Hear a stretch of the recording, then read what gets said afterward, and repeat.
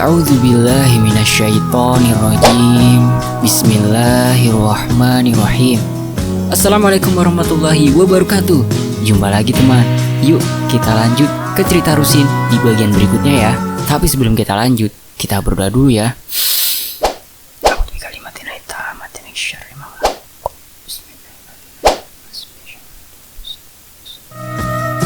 Allahumma sholli ala sayyidina Muhammad. Oke, kita masuk ke ceritanya.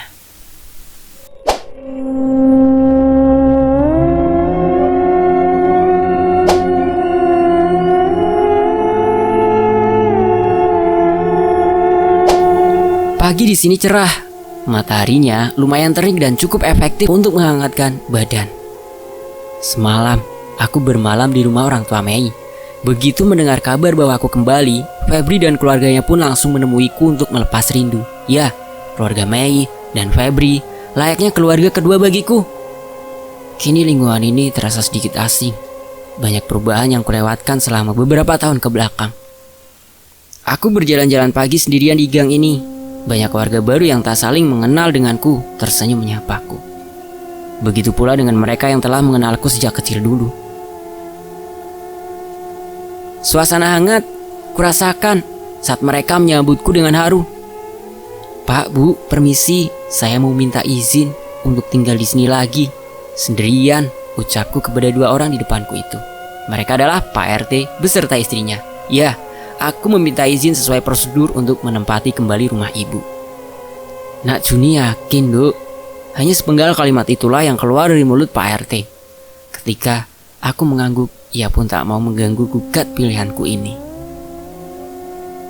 Akhirnya, siang itu, Pak RT mengumpulkan beberapa warga desa, meminta mereka untuk membantuku membersihkan kembali rumah ibu agar layak huni.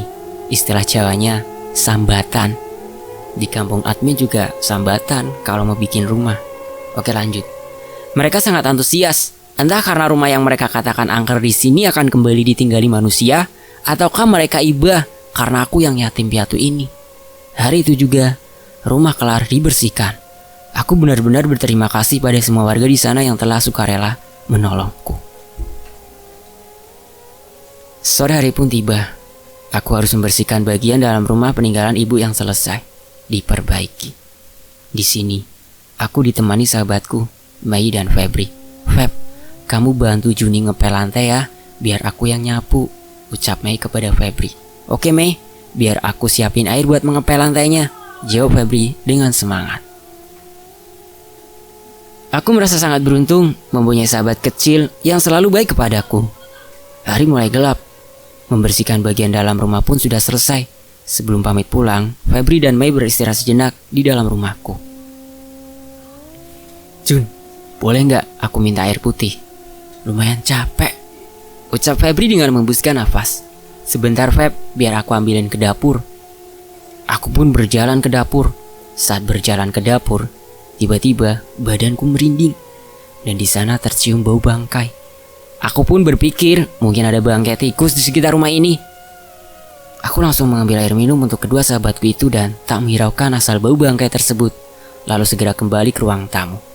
Ini air minumnya, ucapku, sambil menyodorkan 2 gelas air putih di hadapan Febri dan Mei. Febri dan Mei pun langsung menenggak habis air minum yang aku suguhkan. Sekali lagi makasih ya, udah membantu membersihkan rumah, ucapku kepada mereka.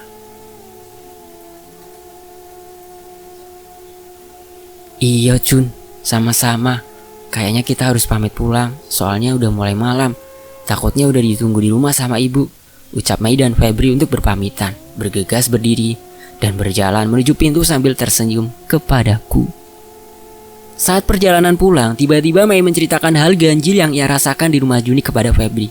Bahwa pada saat menyapu lantai, dia melihat seperti ada jari anak kecil yang ia sapu. Namun jari tersebut seketika menghilang dari pandangannya. Feb, aku tadi pas nyapu seperti lihat jari anak kecil tapi seketika hilang lagi, ucap Mei kepada Febri dengan sedikit rasa takut. Ah, yang bener Mei. Aku juga ngalamin hal aneh waktu ngambil air di kamar mandi sih. Aku ngerasa nyium bau anyir darah, ucap Febri yang juga merasakan hal ganjil yang terdapat di rumah ini. Ya udah Feb, kita berdoa saja ya. Semoga tidak terjadi hal aneh kepada Juni. Semoga dia betah dan besok siang kita coba main lagi ke rumah Juni ya.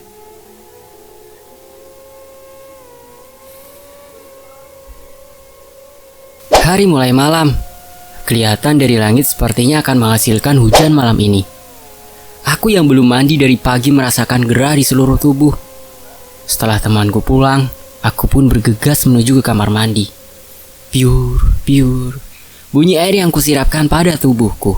Seketika, aku terkejut karena merasakan bau amis pada air di bak mandi. Aku merasa aneh karena di bak mandi pun tidak ada bangkai hewan yang mati tenggelam. Aku tak menghiraukan bau amis tersebut. Menganggap itu hal biasa karena rumah ini sudah lama tak dihuni. Aku lanjutkan membersihkan tubuhku dengan sabun mandi hingga bersih. Pada saat akan membilas, mataku terasa sedikit perih. Perih. Rintihku akibat sabun mengenai mata. Aku pun mengejamkan mata sambil meraba-raba gayung di bak mandi. Aku terkejut merasakan benda padat berbentuk bulat seperti tempurung kepala manusia tengah aku sentuh. Opo ki? Ucapku dengan mata terpejam sambil meraba benda tersebut. Aku berusaha membuka mata perlahan dan benar apa yang kulihat. Tengkorak kepala manusia yang dipenuhi darah. Seketika aku raih handuk yang tergantung di tembok dan bergegas keluar dari kamar mandi. Ya Allah, apa yang kulihat tadi?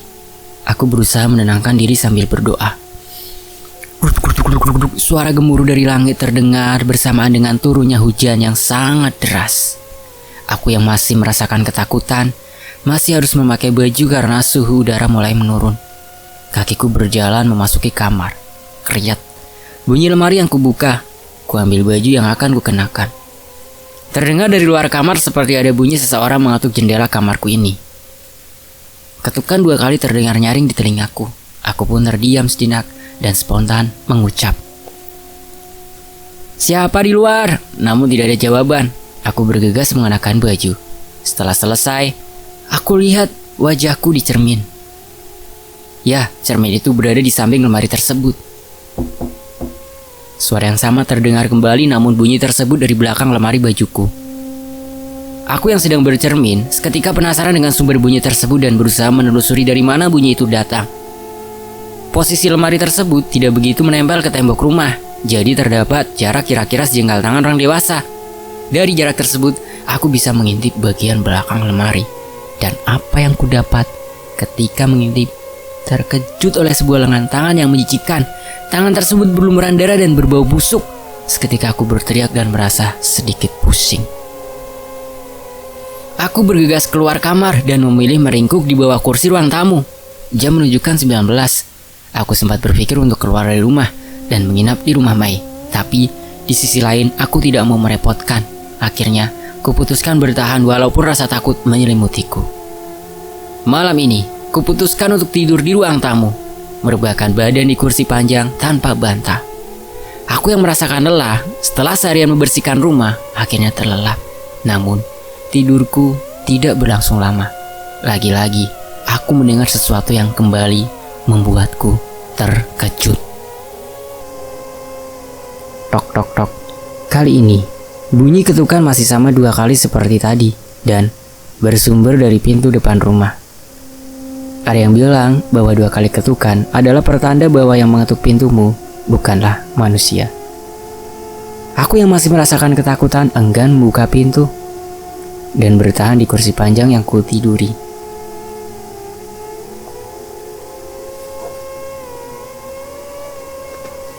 Hanya merubah posisiku sedikit. Sekarang aku hanya bisa tertunduk dan benar-benar merasakan ketakutan. Jun, panggilan tersebut terdengar lembut, seperti perempuan yang masih berumur 40 tahunan. Namun aku belum membukakan pintu, karena aku pikir suara tersebut bukan tamu yang datang ke rumahku. Jun, lagi-lagi ada suara seperti memanggilku. Namun arah suara tersebut berada di pintu belakang. Badanku seketika merinding, seperti ada tiupan angin ke badanku yang membuatku merasakan dingin di seluruh tubuh. Hanya berdoa yang kubisa, sambil memejamkan mata, berharap semoga teror yang terjadi di terhadapku sambil memejamkan mata berharap semoga teror yang terjadi terhadapku cepat berlalu. "Jun, ini Ibu RT." Mendengar panggilan tersebut dengan nafas yang memburu, aku bergegas lari menuju pintu belakang, berharap seseorang dapat membantu membuatku sedikit lega. Klak klak, bunyi kunci pintu belakang. Perlahan aku buka, dan seketika aku mematung. Kakiku tak bisa bergerak, mulut seperti terkunci rapat. Bukannya Bu RT yang berada di depanku saat ini, namun sesosok perempuan berambut panjang dengan lidah menjulur ke bawah. Nampak mukanya yang mulai membusuk. Buak! Aku pun terjatuh. Seketika pandanganku berubah gelap akibat terkejut dengan sosok perempuan yang sangat menyeramkan itu.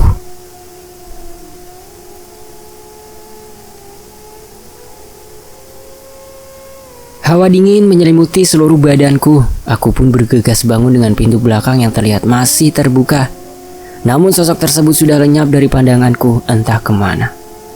"Woi, tolong, jangan ganggu aku di rumah peninggalan ibuku sendiri," teriakku yang kesal dengan gangguan di malam pertamaku di rumah yang sudah tidak dihuni. Kurang lebih 10 tahun semenjak ibu meninggal gantung diri, aku yang lemas berusaha menahan badan untuk berdiri dan menutup pintu belakang, lalu kembali ke ruang tamu untuk berbaring. Aku berusaha meminum segelas air yang ada di meja tamu dan mengembuskan nafas panjang agar sedikit tenang. Tak lama dari arah depan seperti ada bunyi langkah kaki di teras rumahku. Tok tok tok tok. "Assalamualaikum, Jun." Suara seorang pria terdengar dari teras rumahku. Aku pun mencoba tenang dan hanya berdiam dari kursi ruang tamu dan tidak langsung membukakan pintu tersebut. Tok tok. "Jun, assalamualaikum." Lagi-lagi ketukan tersebut terdengar kembali dan kali ini aku merasa yakin kalau bunyi ketukan pintu tersebut benar-benar berasal dari seseorang. "Waalaikumsalam. Maaf, siapa ya?" Sahutku untuk meyakinkan bahwa yang berada di depan rumah benar-benar seseorang yang akan bertemu. "Ini Bapak Jun, Pak RT," sahut seseorang dari luar. Kali ini aku beranjak dari kursi yang kududuki dan berusaha tenang sambil berjalan menuju arah pintu depan. "Oh, Pak RT, monggo mlepet Pak."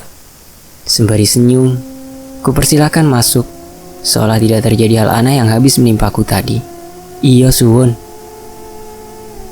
"Di teras aja Jun. Jadi gini, Bapak kesini untuk meminta fotokopi KTP buat data warga Jun. Kebetulan tadi lewat jadi sekalian mampir kesini." "Oh ya, sebentar Pak, biar saya ambil." Aku berjalan mengambil fotokopi KTP di tasku dan segera kembali untuk memberikannya kepada Pak RT yang sudah menunggu di teras rumah. "Ini Pak, fotokopi KTP-nya," ucapku sambil menyodorkan. "Iya, makasih. Maaf sudah mengganggu ya Jun. Kalau boleh saran, lampu rumah jangan dimatiin semua ya. Soalnya dari jalan tadi Bapak lihat gelap banget, kayak masih nggak ada penghuninya aja," ucap Pak RT yang membuatku lagi-lagi terkejut. Padahal lampu bagian dalam rumah sudah kunyalakan semua dan tidak ada satupun yang kumatikan. "Iya Pak, maaf, tadi ketiduran," sautku pelan dan berusaha tidak ada hal janggal yang aku alami. "Ya sudah Jun, Bapak pamit. Kalau ada perlu, tinggal datang ke rumah." Pak RT pun berjalan pergi dan meninggalkan rumahku. Aku yang masih ketakutan dengan apa yang aku alami di malam pertamaku menempati rumah peninggalan ibu ini, mencoba tenang kembali. Malam mulai larut. Rasa kantuk mulai aku rasakan.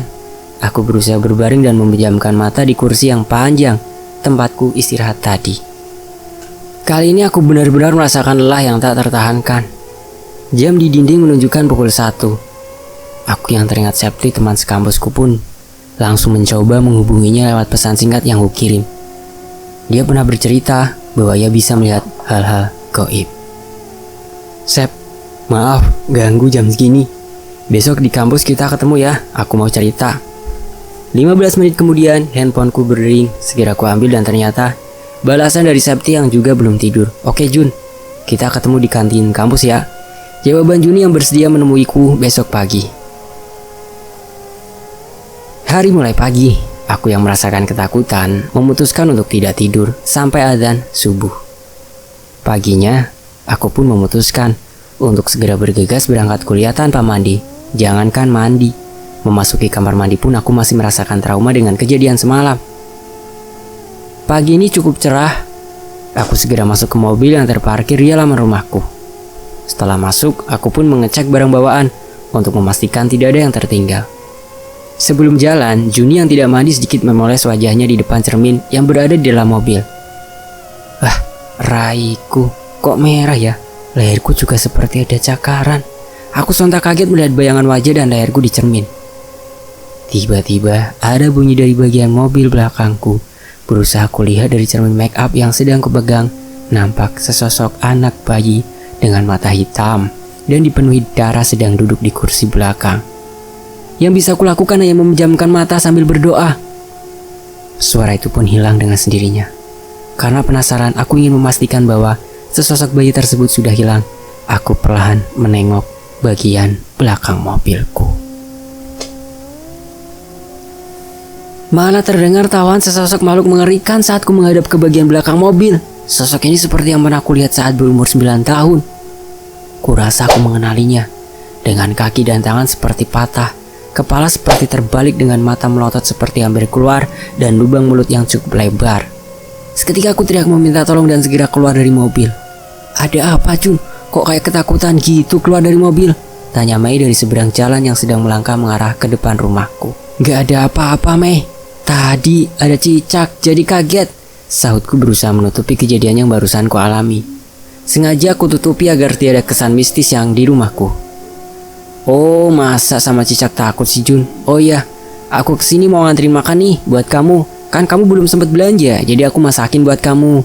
Wah, makasih, Mei. Aku bawa aja ke kampus ya, buat dimakan di sana. Jawabku sambil tersenyum. Oh iya, Jun. Tapi itu muka sama leher kamu kenapa? Kok kayak ada bekas cakaran merah gitu? Semalam banyak nyamuk. Ya udah aku berangkat ya, tutupku tergesa.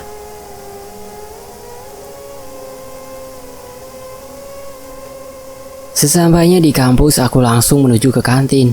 Sembari menyantap makanan yang diberikan Mei, aku menunggu kedatangan Septi. Kiranya 15 menit menunggu, terdengar panggilan diri dari arah belakangku. Juni, suara lembut tersebut lagi-lagi membuatku merinding. Hembusan angin membuat hawa dingin mulai masuk ke dalam tubuhku. Berusaha menoleh perlahan karena aku pikir itu Septi yang sudah datang. Seketika aku memundurkan badanku sampai mentok ke meja makan. Sesosok makhluk dengan rambut panjang menutup muka dan bau busuk berada di hadapanku. Badan, tangan, dan kakiku tak bisa aku gerakkan sedikit pun. Mulutku membisu serta tiba-tiba badanku melemas tiada daya. Bro, badanku pun terjatuh ke bawah meja. Ya, aku datang ke kampus sangat pagi dan memang aku yang paling awal. Di kantin pun belum ada warung yang dibuka, jadi aku orang pertama yang sampai kampus dan langsung menuju kantin. Nak, bangun nak, panggil salah satu penjaga kantin sambil menepuk badanku. Aku yang baru saja tak sadarkan diri, merasa terkejut karena bangun dengan kondisi di bawah kursi tempatku makan tadi. Kok kamu tidur di bawah? Ucap Pak Adi penjaga kantin di kampusku. Maaf Pak, tadi saya pingsan. Dia sosok perempuan berbaju putih, ucapku dengan nada lirih. Pak Adi terheran mendengar jawabanku, seakan tidak percaya dengan apa yang telah aku alami. Pandangan Pak Adi pun tiba-tiba berubah menatapku dengan sinis dengan bibir seperti mengucap doa dan mata melotot kepadaku. Pak, kenapa liatin Juninya kayak gini? Ucapku ke Pak Adi yang merasa risih dengan tatapannya. Ibumu, ucap Pak Adi yang membuatku heran. Karena ibu sudah meninggal sejak lama. Ya sudah nak, bapak mau beres-beres lagi. Pak Adi meninggalkanku dan melanjutkan pekerjaannya. Aku masih syok mendengar ucapan Pak Adi. Tadi yang tiba-tiba menyebut ibuku. Sebenarnya apakah yang terjadi pada ibu dulu? Kenapa setelah menempati rumah ibu, ada banyak hal ganjil yang aku alami? Hai Jun, suara Septi yang sudah datang segera duduk di depanku. Wah Septi, untung lu udah datang, timbaku dengan wajah senyum. Kamu kenapa bengong? Aku lihat-lihat dari jauh kayak orang bingung, itu pasti ada masalah ya? Septi yang baru duduk seolah tahu permasalahanku. Jadi gini Sep, aku mau ajakin kamu main ke rumah. Kalau perlu, nginep rumahku. Soalnya aku tinggal sendirian Lumayan kan, jadi nggak perlu bayar kos. Sengaja aku ajak Septi untuk tinggal bersama tanpa menceritakan kejadian yang aku alami. Wah, boleh deh, aku coba main dulu ke rumahmu ya. Kalau betah, aku mau tinggal di situ. Jawaban Septi bimbang. Merasa jawaban Septi yang masih bimbang, begitupun denganku yang merasakan takut tinggal sendirian. Berusaha meyakinkan bahwa Septi bakal betah tinggal bersamaku. Kita pun sepakat, sepulangnya dari kampus langsung menuju rumahku. Di perjalanan pulang, Septi bercerita padaku dengan apa yang dialami di kampus. Dia merasa tenang kalau di sampingku karena tidak ada orang yang berani lagi membulinya lagi. Kamu cantik, Jun. Pasti ibumu dulu cantik. Celetuk Septi tiba-tiba dalam mobil perjalanan menuju rumah. Aku yang masih terheran mendengar celetukan Septi mengingat kembali omongan Pak Adi yang sama-sama menyebut tentang ibuku. Ah, bisa aja kamu, Sep. Semua perempuan juga cantik, jawabku singkat. Dan seketika suasana di dalam mobil pun hening. Terlihat Septi tertidur di jok sebelah. Aku yang sedikit merasakan kantuk karena belum tidur menambah laju mobil agar kami segera sampai rumah. Tiba-tiba Septi terbangun dari tidurnya dengan nafas memburu seperti dikejar setan. Wajah Septi berubah panik. Kamu kenapa, Sep? Mimpi? Tanyaku. Iyo, Jun. Aku ngimpi ditekani rolas bayi. Sing 11 awake isih gak utuh, terus ijine maneh utuh. Tapi opo, Sep? Yang satu anak sudah balita. Dia mengaku kakak kamu, namun dia sepertinya cacat. Mendengar jawaban Septi, aku hanya bisa diam dan berpikir. Oh iya.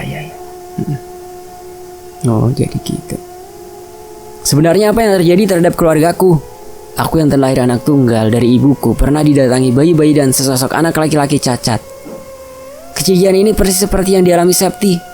Namun aku berusaha menutupi semuanya karena aku takut kalau Septi tidak mau tinggal bersamaku. Perjalanan dari kampus kurang lebih 1 jam. Akhirnya tibalah kami di rumahku. Septi yang baru pertama kali datang ke rumahku tiba-tiba hanya bengong menatap bangunan rumah ini. Ya, bangunan rumah zaman dulu seperti rumah peninggalan zaman Belanda. Dengan bangunannya masih kokoh, hanya perbaikan di bagian atapnya saja. Jun, kamu yakin tinggal di sini? Septi bertanya penuh keheranan. Iyo, Sep, kenapa emangnya? Ucapku singkat. Kami pun keluar dari mobil. Septi yang masih bengong dengan wajah yang bingung memandangi rumahku.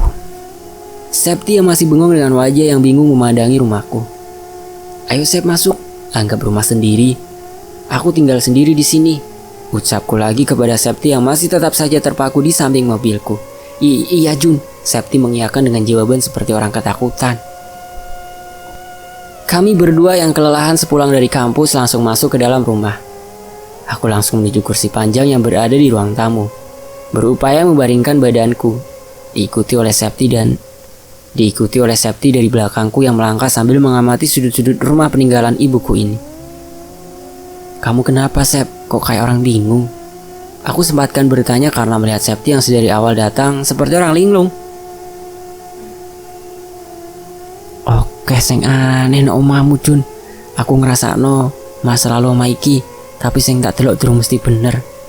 Sempat kaget dengan jawaban Septi, namun aku tak menghiraukan tentang masa lalu rumah ini yang digunakan ibu untuk bunuh diri. Aku yang sangat lelah meminta izin ke Septi untuk menyempatkan tidur sebentar. Sep, aku terus ya, anggap mahmu deh. Ucapku meminta izin ke Septi sebelum tidur. Septi yang masih berdiri di balik pintu hanya tersenyum mengiyakan. Tak berserang lama, aku pun tertidur sangat pulas hingga terbangun saat petang. Jam menunjukkan pukul 17.45. Di handphone, hampir maghrib. Dengan keadaan rumah yang sudah gelap karena belum ada satupun lampu yang dinyalakan. Sep, kamu di mana? Teriakku mencari Septi karena saat bangun, Septi tidak berada di sampingku. Aku pun berpikir Septi pasti tengah tidur juga di kamar. Aku beranjak dari kursi dan berusaha menyalakan lampu. Namun saat ku nyalakan, lampu itu tidak kunjung menyala. Pikirku mungkin listrik sedang padam hari ini. Aku bergegas mencari Septi dengan pandangan yang sangat terbatas. Ku coba mencarinya di kamar. Saat aku tiba di ambang pintu kamar, tiba-tiba ada bunyi air yang bersumber dari bagian belakang rumahku. Wah, pasti Septi lagi mandi nih. Aku langsung menuju ke sumber bunyi air tersebut. Ya, memang benar sumber air tersebut berasal dari kamar mandi. Pure, pure, pure. Terdengar 3 siraman air seperti sedang membilas badan. Sep, kamu kok bisa sih mandi gelap-gelapan begini? Aku yang yakin itu Septi sedang mandi, melontarkan sebuah pertanyaan. Bukannya jawaban yang kudapatkan, melainkan hanya tawaan diri dari dalam kamar mandi. Hihihi. Terdengar jawaban Septi dari kamar mandi. Aku yang juga ingin buang air kecil pun menunggu Septi dari luar kamar mandi. Tak berselang lama, kamar mandi pun terbuka dengan sendirinya. Kriat. Bunyi pintu kamar mandi yang mulai terbuka pelan dan apa yang kudapati bukanlah Septi, namun sesosok perempuan tengah berendam di bak mandi dengan muka yang sangat menyeramkan dan mata melotot. Aku yang terkaget berlari menuju ke kamar karena yakin kalau Septi berada di kamar. Sep, bangun, Sep, bangun! Teriakku di depan kamar. Karena tak kunjung mendapat jawaban, aku yang ketakutan pun tanpa pikir panjang memasuki kamar dan membuka selimut yang berada di kasur.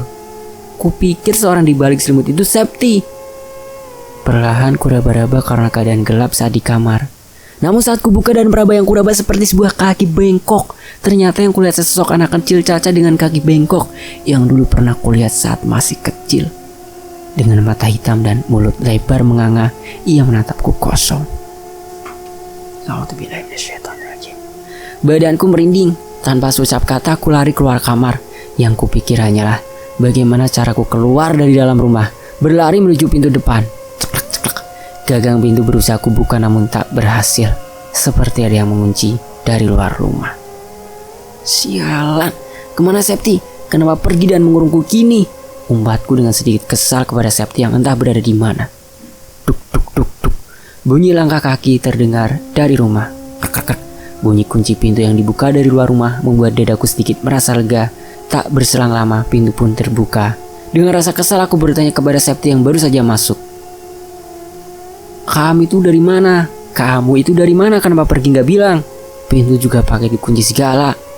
Dari warung beli makan sama beli lilin Jun. Kan kamu tahu mati lampu. Kalau nggak dikunci takut ada yang masuk. Kan kamu tidur. Lain kali bilang kalau mau keluar. Kan aku takut sendirian. Jawabku dengan nada sedikit tinggi namun memelas. Karena takut kalau sampai Septi tidak mau menemaniku lagi. Iya deh, maaf Jun, kamu kan lagi tidur. Mau aku bangunin kan? Kasian gak enak. Ya udah, kita makan dulu yuk. Sekarang nyalain dulu lilinnya. Kami yang sudah merasakan kelaparan segera memakan 2 nasi bungkus yang dibeli Septi. Namun saat kami menyantapnya, tiba-tiba ada sekelabat bayang melintas di belakang Septi. Bayangan yang seperti apa yang melintas di belakang Septi? Cari tahu di bagian berikutnya ya. Tetap di Fakta Sejarah. Admin undur diri dan wassalamualaikum warahmatullahi wabarakatuh. Terima kasih atas perhatiannya.